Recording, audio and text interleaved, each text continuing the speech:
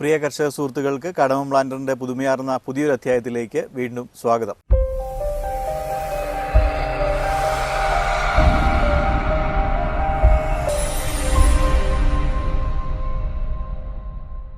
നമ്മുടെ പ്രിയ കർഷക സുഹൃത്തുക്കളെല്ലാവരും തന്നെ കായ ഒരു 2-3 റൗണ്ട് അല്ലെങ്കിൽ അതിൽ കൂടുതൽ എടുത്തിട്ട് നിൽക്കുന്ന ഒരു അവസ്ഥയാണെന്ന് പ്രതീക്ഷിക്കുന്നു. അപ്പോൾ ഇനി ഡിസംബർ മാസമായി, ഇനി അങ്ങോട്ടുള്ള ഏലത്തിന്റെ പരിചരണം എങ്ങനെയാണ് എന്നുള്ളതിനെ പറ്റിയാണ് ടോണി നമ്മോടൊപ്പം ഉണ്ട്. നമുക്ക് കൂടുതൽ വിവരങ്ങൾ ടോണിയോട് തന്നെ ചോദിച്ചറിയാം. ടോണി, നമസ്കാരം. നമ്മൾ കുറേ നാളായി കണ്ടിട്ട്. ഡിസംബർ ആയല്ലോ, തണുപ്പുള്ള ക്ലൈമറ്റുമാണ്. നമുക്ക് ഇനിയുള്ള അടുത്തുള്ള ഏല പരിചരണത്തെ പറ്റിയാണ് നമ്മൾ ഇന്നത്തെ വീഡിയോ. അപ്പോൾ കൂടുതലായിട്ട് ഒന്ന് പറയാമോ അതിനെപ്പറ്റി? നമുക്ക് സാധാരണ രീതിയിൽ ഏലകൃഷിയെ സംബന്ധിച്ച് പറയുകയാണെന്നുണ്ടെങ്കിൽ ഏലത്തിന് ഏറ്റവും കൂടുതൽ ശരവും ചിമ്പും വരുന്ന ഒരു സമയം എന്ന് വെച്ച് കഴിഞ്ഞാൽ ഡിസംബർ ജനുവരി മാസങ്ങളിലാണ്. അപ്പോൾ നമുക്ക് ഈ ഒരു ജനുവരി മാസങ്ങളിൽ വരുന്ന ചിമ്പുകളിൽ നിന്നാണ് അടുത്ത സീസണിൽ നമുക്ക് ആദായം ലഭിക്കുന്നത്.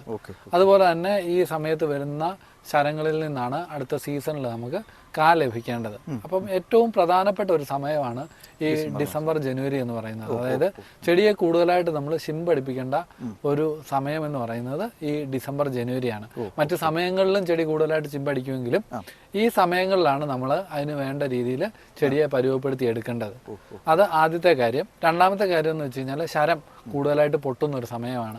അപ്പോൾ ഇളം ശരങ്ങൾ പൊട്ടുന്ന സമയത്ത് അതിനെ കൃത്യമായിട്ട് പരിപാലിച്ചാൽ മാത്രമേ നമുക്ക് വേണ്ട രീതിയിലുള്ളൊരു ആദായം ലഭിക്കുകയുള്ളൂ.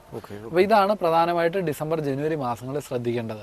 പെട്ടെന്ന് ഇങ്ങനെ കേൾക്കുമ്പോൾ എല്ലാവർക്കും ഒരു കൺഫ്യൂഷൻ ഉണ്ടാവും. സ്റ്റെപ്പ് ബൈ സ്റ്റെപ്പ് ആയിട്ട് നമുക്ക് 1 by 1 ആയിട്ട് നമുക്കിത് പറഞ്ഞു പോവാം. അപ്പം ടോണി, 1 by 1 ആയിട്ട് ഡീറ്റെയിൽ ആയിട്ട് ഒന്ന് പറഞ്ഞു തരാമോ എങ്ങനെയാണ് അത് ചെയ്യുന്നത്? അതായത് നമുക്കിപ്പോൾ തായ് തട്ടകൾ, നമുക്ക് ആദായം ലഭിച്ചുകൊണ്ടിരുന്ന തായ് തട്ടകളിൽ നിന്നുള്ള ശരത്തിൽ നിന്ന് നമ്മൾ ഏകദേശം ഒരു 3-4 റൗണ്ടോളം കായ എടുത്ത് മാറിയിരിക്കുകയാണ്. ഇനി നമുക്കൊരു 2 റൗണ്ട് അല്ലെങ്കിൽ 3 റൗണ്ട് കൂടി പരമാവധി നമുക്ക് അതിൽ നിന്ന് കായ എടുക്കാൻ സാധിക്കും. അപ്പം നിലവിൽ നമ്മൾ ഏലക്കായ എടുക്കുന്ന ആദായത്തെക്കാൾ കൂടുതലായിട്ട് ഭാവിയിലോട്ട്, അതായത് അടുത്ത സീസണിൽ നമ്മുടെ ചെടിയെ എങ്ങനെ സംരക്ഷിക്കുക എന്നുള്ളതാണ് പ്രധാനമായിട്ട് ശ്രദ്ധിക്കേണ്ടത്. അപ്പം അതിന് ആദ്യമായിട്ട് ചെയ്യേണ്ട കാര്യം എന്ന് വെച്ച് കഴിഞ്ഞാൽ നമുക്കറിയാം, ഇപ്പം ഈ ഒരു തായ് തട്ടയെ സംബന്ധിച്ച് ഇതിൽ 2 ശരം അടിച്ചിട്ടുണ്ട്. അതുപോലെ തന്നെ പഴയ ശരം, ഇത് നമ്മളിപ്പം ആദായം നിലവിൽ എടുത്തുകൊണ്ടിരിക്കുന്നത് ഈ ഒരു ശരത്തിൽ നിന്നാണ്. അപ്പം ഇതിൽ നിലവിൽ വലിയ പ്രായമാകാത്ത ശരമാണ്. ഇതിൽ കിടപ്പുണ്ട്. അപ്പോൾ ഈ സമയത്ത് തന്നെ ഇതിൽ പുതുതായിട്ടൊരു 2 ശരം അടിച്ചിട്ടുണ്ട്. അപ്പോൾ ഈ ടൈമിൽ തന്നെ ഇതുണ്ട്, പുതുതായിട്ടൊരു ചിമ്പ് പൊട്ടുന്നുണ്ട്.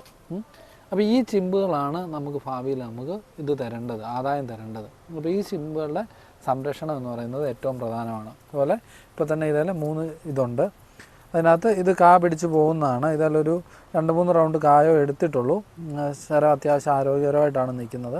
അപ്പോൾ ഇതിന് കൂടുതൽ സംരക്ഷണം, കൂടുതൽ ശ്രദ്ധ കൊടുക്കാതെ നമ്മൾ പുതിയ ചിമ്പടിക്കുന്നത് നന്നായിട്ട് വരുവാനാണ് നമ്മൾ ശ്രദ്ധിക്കേണ്ടത്. അപ്പോൾ ഒരു സംശയം ഉണ്ടാകുന്നത്, ചിമ്പ് കുറവുള്ള തോട്ടങ്ങളിൽ ആണെങ്കിൽ നമ്മൾ എന്താണ് ചെയ്യേണ്ടത്? ഏറ്റവും പ്രാഥമികമായിട്ട് ഇപ്പോൾ ഒരു തോട്ടത്തിൽ ചിമ്പ് കുറവാണെന്നുണ്ടെങ്കിൽ ഏറ്റവും പ്രാഥമികമായിട്ട് ചെയ്യേണ്ട കാര്യം എന്ന് പറഞ്ഞു കഴിഞ്ഞാൽ ഷെയ്ഡ് റെഗുലേറ്റ് ചെയ്യുക എന്നുള്ളതാണ്. അതായത് വളരെ അടഞ്ഞു കിടക്കുന്ന ഒരു തോട്ടമാണ് എന്നുണ്ടെങ്കിൽ ഒരു 50% ഷെയ്ഡ് കുറച്ചതിന് ശേഷം 50% സൂര്യപ്രകാശം കടക്കുന്ന രീതിയിലേക്ക് തോട്ടത്തെ മാറ്റുക.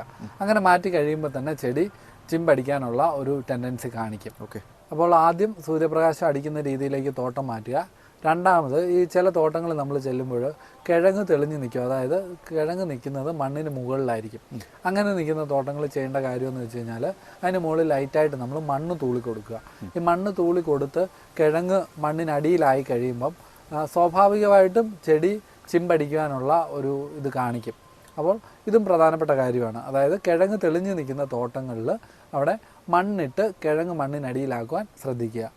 മൂന്നാമതായിട്ട് നമുക്ക് ചെയ്യാൻ പറ്റുന്നതെന്ന് വെച്ച് കഴിഞ്ഞാൽ, ഈ ചെടി ചിമ്പടിക്കണമെന്നുണ്ടെങ്കിൽ ഒരു 2-3 മൂലകങ്ങൾ ചെടിക്ക് അത്യന്താപേക്ഷിതമാണ്.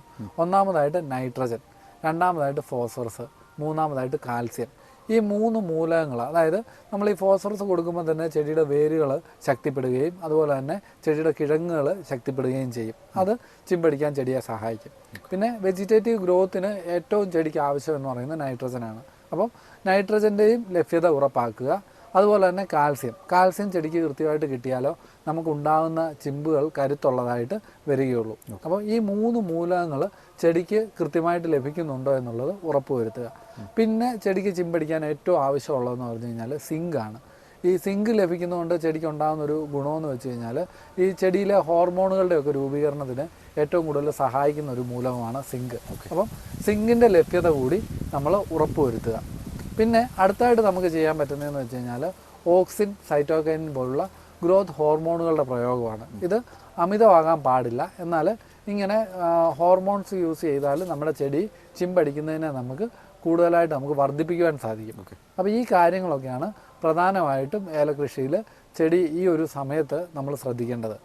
രോഗങ്ങൾ കൊണ്ട് ചെടി ചിമ്പടിക്കാതെ വരാനുള്ള സാധ്യത എന്തെങ്കിലും ഉണ്ടോ ഈ സമയത്ത്? തീർച്ചയായിട്ടും. അതായത് നമ്മുടെ ചെടി ചിമ്പടിക്കാതിരിക്കാനുള്ള മറ്റൊരു കാരണം എന്ന് പറയുന്നത് വേരുകേടാണ്.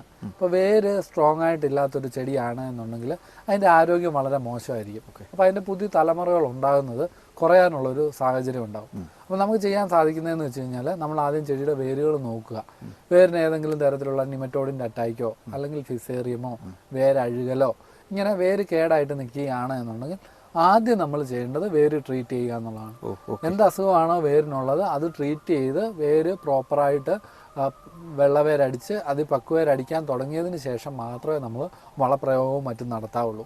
അങ്ങനെ നടത്തിയാലോ നമുക്ക് ഈ ചെയ്യുന്നതിൻ്റെ പൂർണ്ണമായിട്ടുള്ളൊരു പ്രയോജനം ലഭിക്കുകയുള്ളൂ.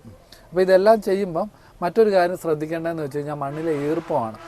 മഴ ലഭിക്കാത്ത സാഹചര്യം ഉണ്ടെങ്കിൽ നമ്മൾ ഇതെല്ലാം ചെയ്താലും മണ്ണിൽ ഈർപ്പം കൊടുത്താൽ മാത്രമേ ചെടികൾ ചിമ്പടിക്കുകയുള്ളൂ.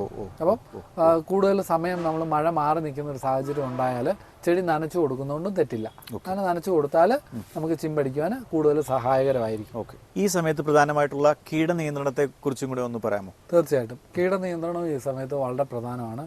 കാര്യം നമുക്കറിയാം പുതിയ ശരങ്ങൾ ചെടിയിൽ വരുന്നൊരു ടൈമാണ്. അപ്പോൾ ഈ പുതിയത് വരുന്ന സമയത്ത് ഇത് ഏറ്റവും മൃദുവായിട്ടായിരിക്കും ശരങ്ങൾ വരിക. അപ്പോൾ ഇതിൽ പുഴു കുത്താനുള്ള സാഹചര്യം വളരെ കൂടുതലാണ്. അപ്പോൾ ഇപ്പോൾ പുഴുവിൻ്റെ ഇത് അറ്റാക്ക് ഉണ്ടാകാതിരിക്കാൻ വേണ്ടി കീടനാശിനികൾ കൃത്യമായിട്ട് നമ്മൾ പ്രയോഗിക്കാൻ ശ്രദ്ധിക്കുക. രണ്ടാമത്തെ കാര്യം എന്ന് വെച്ച് കഴിഞ്ഞാൽ നമ്മൾ ചെടി കവാത്തെടുത്ത് വൃത്തിയാക്കണം. ഇല്ലെന്നുണ്ടെങ്കിൽ നമ്മുടെ ത്രിപ്സിൻ്റെ അറ്റാക്ക് കൂടുവാനുള്ള ഒരു സാഹചര്യമുണ്ട്. കാര്യം ഇനി വേനൽക്കാലമാണ് വരാൻ പോകുന്നത്. അപ്പോൾ ത്രിപ്സിൻ്റെ അറ്റാക്ക് ഉണ്ടാകും. അതുകൊണ്ട് തന്നെ കവാത്തെടുത്ത് ചെടി വൃത്തിയാക്കുക. അതുപോലെ തന്നെ പ്രധാനമായിട്ടും നമ്മുടെ പുതിയ ശരവും ചിമ്പും വരുന്ന സമയത്ത് അത് പുഴു കുത്തി പോകാതിരിക്കാൻ വേണ്ടിയുള്ള കീടനാശിനികൾ കൃത്യമായി തന്നെ പ്രയോഗിക്കാൻ ശ്രദ്ധിക്കുക. അപ്പോൾ നമ്മൾ ഡിസംബർ മാസത്തിൽ ചെയ്യേണ്ട കൃഷിയെപ്പറ്റി പറയുകയുണ്ടായി. അപ്പം എല്ലാ കാര്യങ്ങളും ക്ലിയറായി എന്ന് പ്രതീക്ഷിക്കുന്നു. എല്ലാവർക്കും അറിയാവുന്ന കാര്യങ്ങളൊക്കെ തന്നെയാണ്. എന്നാൽ പുതുതായിട്ട് കൃഷിയിലേക്ക് വരുന്ന കർഷകരെ സംബന്ധിച്ചിടത്തോളം വളരെ പ്രയോജനപ്രദമായ കാര്യങ്ങളാണ് നമ്മൾ ഇവിടെ പറഞ്ഞത്. അപ്പോൾ നമ്മുടെ ഈ വീഡിയോ എല്ലാവർക്കും പ്രയോജനപ്രദമായി എന്ന് പ്രതീക്ഷിക്കുന്നു. അപ്പോൾ നമ്മുടെ ഇത്തരത്തിലുള്ള നല്ല അറിവുകൾക്കായിട്ട് നമ്മുടെ ചാനൽ സബ്സ്ക്രൈബ് ചെയ്യുക. മറ്റൊരു പുതുമയാർന്ന അധ്യായവുമായി വീണ്ടും കാണാം. Signing off from കാടമം planter, Idukki.